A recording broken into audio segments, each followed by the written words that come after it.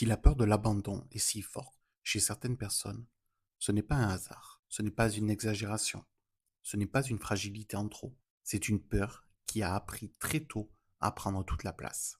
Chez les personnes borderline, la peur de l'abandon ne se vit pas à moitié, elle est immédiate, totale, envahissante.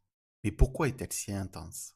Pourquoi un simple silence, un délai de réponse ou une distance passagère peut provoquer une panique si profonde? Souvent, la réponse se trouve dans l'attachement. Quand dans l'enfance, la présence de l'autre a été imprévisible. Quand l'amour était parfois là, parfois absent ou au conditionnel. Le corps apprend une chose. Le lien n'est jamais sûr. Et quand le lien n'est pas sûr, il faut rester en alerte. Alors, le système émotionnel se règle sur l'urgence. Il guette, il anticipe, il surréagit. Non pas par choix, mais par nécessité. Avec le temps, ce mode de fonctionnement devient automatique. À l'âge adulte, le cerveau émotionnel continue de fonctionner comme si chaque relation pouvait s'effondrer à tout moment. Et le problème, c'est que ce cerveau-là réagit plus vite que la pensée. L'amygdale, la zone de la peur, s'active avant même que tu aies le temps de dire ⁇ Attends, ça va aller ⁇ Résultat, le corps panique avant que la tête ne comprenne.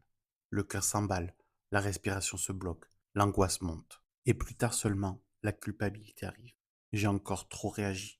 J'aurais dû me contrôler. Mais comment se contrôler quand le corps croit qu'il est en danger? Cette intensité émotionnelle ne vient pas d'un défaut.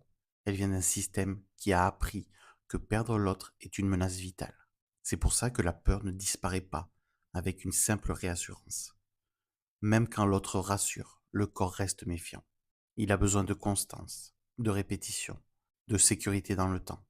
Comprendre ça, c'est déjà commencer à s'apaiser, parce que ça permet d'arrêter de se battre contre soi-même.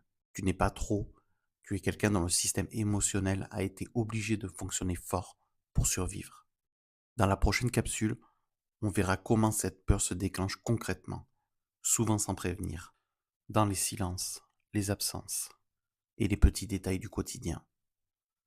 Merci d'être là. Si tu veux approfondir ces mécanismes, tu peux retrouver des articles, des ressources sur le site ensembleborderline.fr. À très bientôt pour le prochain épisode.